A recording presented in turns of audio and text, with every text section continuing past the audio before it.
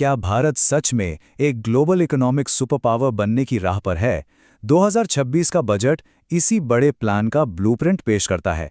आइए देखते हैं कि इस बजट के पिटारे में आखिर है क्या। देखिए, ये बजट सिर्फ नंबरों का खेल नहीं है।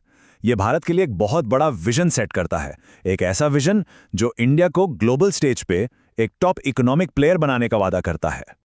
भारत की इकोनॉमी इस समय रॉकेट की स्पीड से आगे बढ़ रही है, पर सबसे बड़ा सवाल तो यही है कि इस स्पीड को मेंटेन कैसे किया जाए। ये बजट हमें बताता है कि सरकार का आगे का प्लान क्या है। तो चलिए इस बजट को आसान शब्दों में समझते हैं और देखते हैं कि इसके अंदर क्या क्या है। सबसे पहले इस हेडलाइन नंबर पर नजर डालते हैं, 7.4%। जी हां, 7.4% की अनुमानित जीडीपी ग्रोथ रेट। ये एक जबरदस्त सॉलिड नंबर है जो इस पूरे बजट की नींव रखता है। तो सबसे पहले बात करते हैं बड़ी आर्थिक तस्वीर की। देखते हैं कि सरकार कैसे हाई ग्रोथ और फाइनेंशियल स्टेबिलिटी के बीच एक बैलेंस बना रही है। देखिए, इसका मतलब है कि सरकार अपने खर्चों पर डिसिप्लिन ला रही है।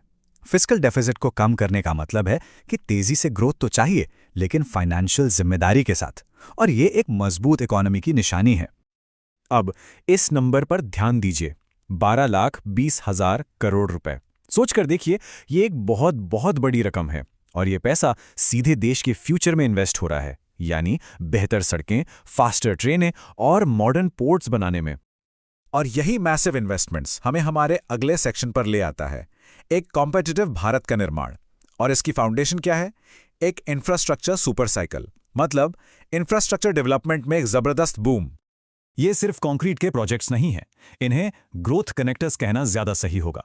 ये देश के कोने कोने को जोड़ेंगे, बिजनेस को स्पीड देंगे और लाखों लोगों के लिए नए मौके पैदा करेंगे।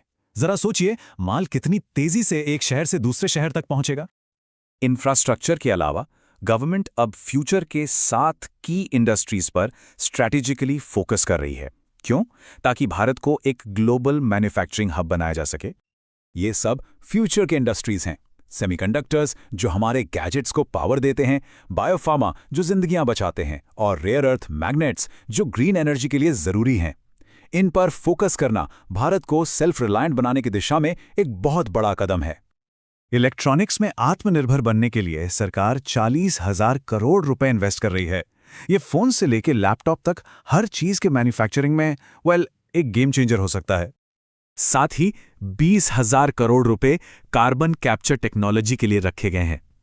यह दिखाता है कि गवर्नमेंट इंडस्ट्रियल ग्रोथ और एनवायरनमेंट दोनों को साथ लेकर चलना चाहती है। और बायोफार्मा के लिए यह 10,000 करोड़ का इन्वेस्टमेंट भारत को दुनिया की फार्मेसी बनाने के एम्बिशन को साफ दिखाता है। ये सभी स्ट्रेटेजिक इन्वेस्टमेंट्स हैं जो भारत का कल शेप करेंगे। अच्छा, अब हमने बड़ी स्ट्रैटेजीज तो देख ली हैं। अब जरा उन स्पेसिफिक टैक्स चेंजेस पर नजर डालते हैं जो इन प्लान्स को जमीन पर उतारने में मदद करेंगे। बिजनेस के लिए सबसे बड़ी खबर, कॉर्पोरेट टैक्स रेट्स में कोई बदलाव नहीं। यह स्टेबिलिटी का एक बहुत स्ट्रांग मैसेज है। इससे कंपनियों को कॉन्फिडेंस मिलता है कि वो लॉन्ग टर्म के लिए इन्वेस्ट कर सकती हैं।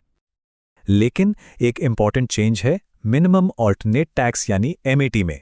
इसे 15% से घटाकर 14% कर दिया गया है। आसान शब्दों में कहें तो ये कई कंपनियों के लिए एक तरह का टैक्स कट है, जिससे उनके पास इन्वेस्ट करने के लिए ज्यादा पैसा बचेगा।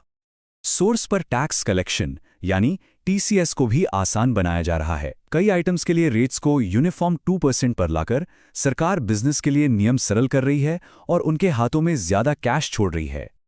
और आखिर में आइए देखते हैं कि ये बजट बिजनेस के लिए कामकाज कैसे आसान बना रहा है, यानी रेड टेप को कम करके। टैक्स फाइल करना आप जानते हैं सबके लिए थोड़ा सिरदर्द तो होता ही है ना? तो सरकार इससे कम झंझट वाला बनाने के लिए क्या कर रही है, चलिए देखते हैं। रिटर्न फाइल करने के लिए ज्यादा टाइम, इलेक्ट्रॉनिक फाइलिंग की सुविधा और प्रोसीजर्स को स्ट्रीमलाइन करना, ये सब छोटे छोटे बदलाव हैं जो बिजनेस के लिए एक बड़ा फर्क लाते हैं। इससे उनका टाइम और पैसा दोनों बचता है। तो आखिर में इस पूरे बजट का निचोड़ इस एक लाइन में है, भारत के लिए एक ऐसा रास्ता तैयार करना जो उसे कंपेटिटिव बनाए और दुनिया भर से stable long term investment attract करे। तो ब्लूप्रिंट तैयार है, पैसा एलोकेट हो चुका है और डायरेक्शन बिल्कुल साफ है। लेकिन असली सवाल ये है, क्या ये एम्बिशियस प्लान सच में भारत को एक ग्लोबल इकोनॉमिक लीडर बना पाएगा? ये तो सिर्फ वक्त ही बताएगा। लेकिन एक बात पक्की है, पूरी दुनिया की नजरें इस पर हैं।